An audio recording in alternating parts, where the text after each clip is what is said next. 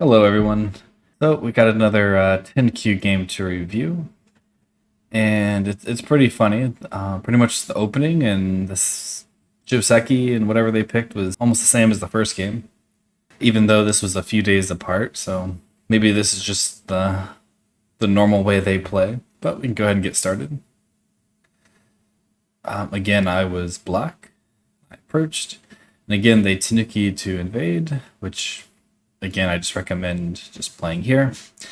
Trying all the new AI stuff is complicated.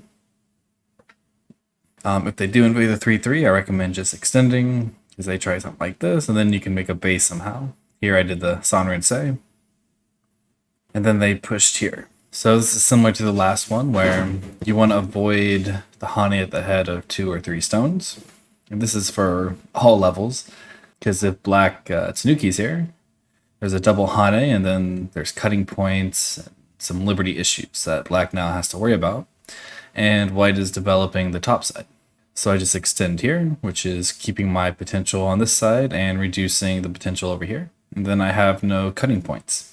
Okay, they kick, they Tanuki. So I block here. Again, if you ignore and they just extend here, it's a little bit too nice because then they can destroy all this area, and this is pretty strong.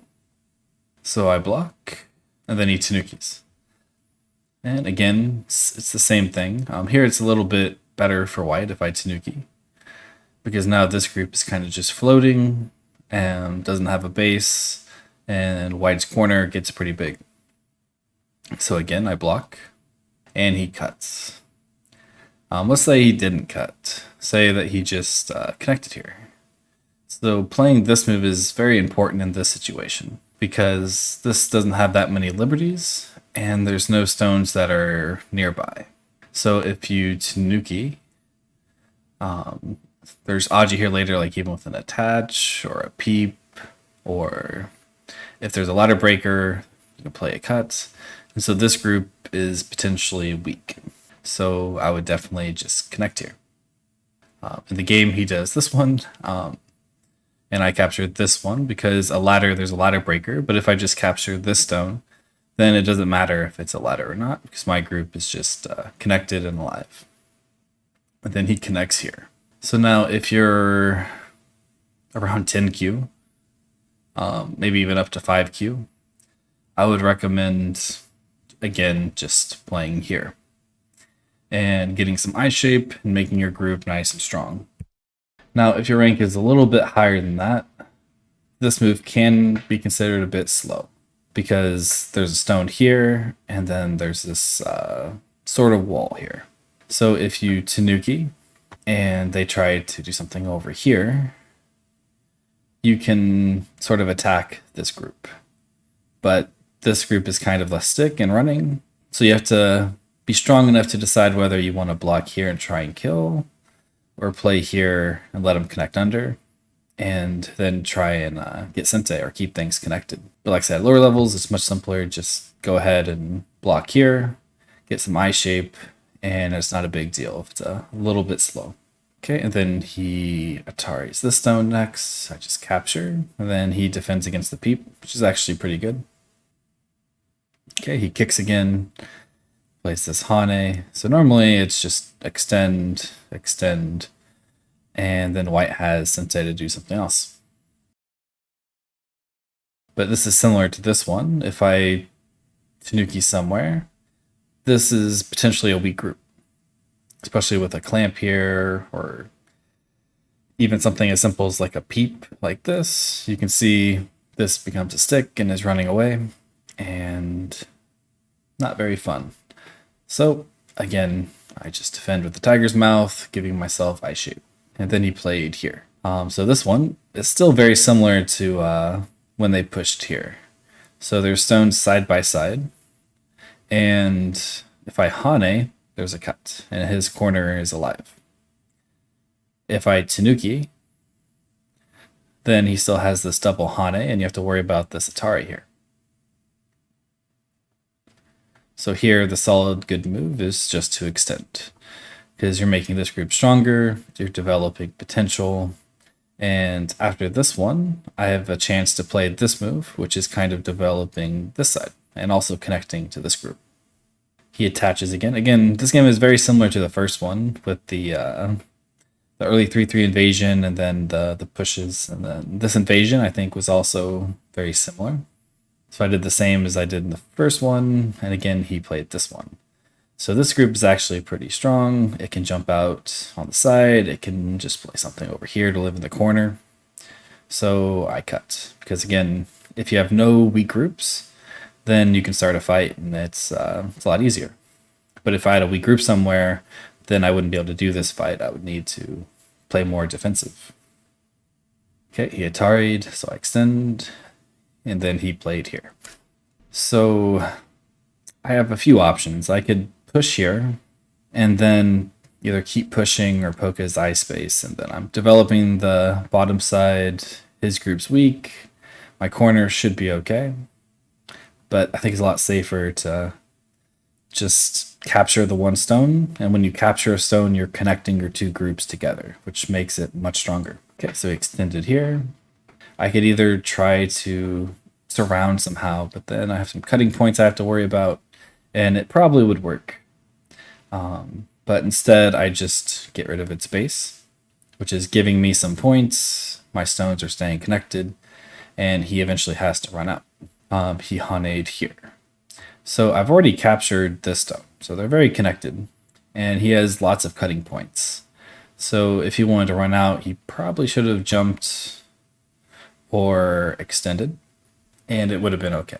But instead, he Hane'd here, and I cut, because this group captured this stone, so this corner is pretty alive. Like, it already almost has one eye. It can go into the corner, it can go to the side, and then there's a cut here as well. Okay, he Atari's. Of course, I extend. He goes down again, and I extend. So this is very similar to the Hane at the head of 2 or 3 stones, where if I just Tanuki, he can Atari. And then if he plays something like this, he's starting to get eye shape. Like, if I block, he already almost has one eye here, and then he probably has one on the side as well. So I extend to prevent that Atari. He Atari'd again. I extend. And here, these are almost dead. So here I just keep extending, because my goal is just keep extending. I'm turning this into points. This group's strong, this group's strong. So I'm not worried about him getting a wall here. So I just keep pushing, and then he comes back and connects. I just play here to be safe, make sure my corner's alive, and I have some kind of connection. So this is probably dead. And then he blocks here. So now he has this wall here. I have no weak groups. So again, I can think about attacking. So this is kind of a stick here. So I want to peep and force him to connect, and then I can jump, and then this group just doesn't have any eyes, and I can get some potential over here. He extended again, and I cut. So the reason I don't extend on this one, it's because I have lots of extends here. So it's more than 2 and 3. So his Hane is not as effective. So when I cut here and he Hanes, I can just kind of extend here if I want, and I'm connected to these stones. And then these stones are dead. I'm cutting off these stones. So the small damage to the potential here is it's worth it to get this cut. I could consider the Hane as well, but it could get a little bit complicated because there is still a cut here. So if I try to save in like a ladder, the ladder works for me. But if he plays anything over here, then I have to worry about that cut. So I just played the turn here, keeping my stones connected and making sure all of these are don't have any weaknesses that they can poke at. Okay, he played here again. Again, very similar to all of these. If I Tanuki, he can play this double Hane and connect. And then he's developing a big upper side and reducing my left side. So again, I just extend here, and he pushes. So pushing from behind like this is just very bad. So normally when you're playing, you want to try your hardest to get ahead of your opponent. So you're looking to play jumps and stuff like that. So like here, the cut doesn't quite work because he's just a little strong in the corner, and he can probably just capture me first. So if I push again, Now I'm the one pushing from behind, and this is better for white. But in the game, it's white that's pushing from behind. Okay, so he plays here. Again, I just want to fix my weaknesses, make sure everything's connected. And then again, he's pushing from behind here. And I'm very happy to just keep extending because the center group is not alive yet. And I still have, if I play over here, some potential over here. So what he's getting here is really not that big. Because again, if you compare this corner here, like you already had the corner. So you kind of have to draw the line from here to maybe here. He has to play another move to get slightly more. But if you compare this square to the potential out here, even though this is not really solid points yet, it's a much bigger area. So I'm likely to get at least that much. Okay, so he plays here. I just block. I don't have to worry about this Atari until after he connects, and then I just capture, and then everything's fine. But he played this one again, very similar to over here. It doesn't quite work because I can just capture the stone, and he can't play here because then I just capture. And if he extends, it's the same. He never can play here. I can always just connect here. He can't connect here. If he Ataris, I capture. There's not much he can do. So instead he plays this one, which is good. And then he played this one. So he doesn't have very many liberties here, or eye shape.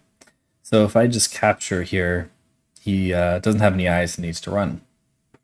But I have a very weak group here. So, and then this is also very weak. So if I can just extend here, connect to this group, then he has two weak groups that need to live. And then I have, again, no weak groups. He goes back and connects, and I just Tanuki. Because this is weak, and this is not alive yet. And I just wanted to turn here to reduce the potential. And again, I probably can get away with this one, but there is this cut here. And as I'm trying to attack this one, maybe that cut becomes a thing, and then he can live. But if I just turn here, there's no cut, and so there's no chances of an accident happening later. He blocked here. So again, normally it's between the Hane or jumping. If you're worried about the cut, you play the jump. If you're not worried about the cut, you can Hane. And here, I'm a little bit close to this stone. And if he does cut, I can just Atari, extend, and I'm connected pretty easily. But instead he played this one, so I just extend to connect, and then he invades. So here, I'm just trying to stay connected. Even if something happens and he lives on the side, that's okay. I just have to make sure I don't get cut off somewhere. So I play here, trying to connect to my stones, and he pushes. Oh, I guess he Tanuki'd first, but he does that one, then plays here, and I play here. So if he cuts, I can just capture, and all my stones are connected. And so he goes there. Again, I want to keep his two weak groups separated as well. And he tries to cut. I defend the cut. He connects here, so I protect my cut as well. And again, everything is separated. All my stones are connected. He tries something in the corner, and then he comes back and connects here, which is a little bit small. I don't think there's anything there. And I play over here, which again is just keeps growing this area. So eventually he's going to have to live here. So if I can make this area solid, say something like this, and then he tries to live. He can't really go too far from this group because it's weak. So when I play here and try to put some pressure on it, I'm going to make points on the side. He peeps here. Again, stay connected. He connects. I play here because it's threatening the corner and again is growing this side. But if he wants, he can probably live on the side. And he does. But then he comes back to defend here. So now this can't live. But when he defends here, this group's also not alive. So I just block. And if I play here, this group in the corner is also not alive. This one is one move away from being alive. And he plays here, because again, this group also is not alive. And he pushes, and then he resigns. So I think he realized even if he cuts here, all my stones are connected. Even if I just go here, this is connected. I just jump here, and he has to somehow live here. Hopefully this was interesting, and I will see you all next time.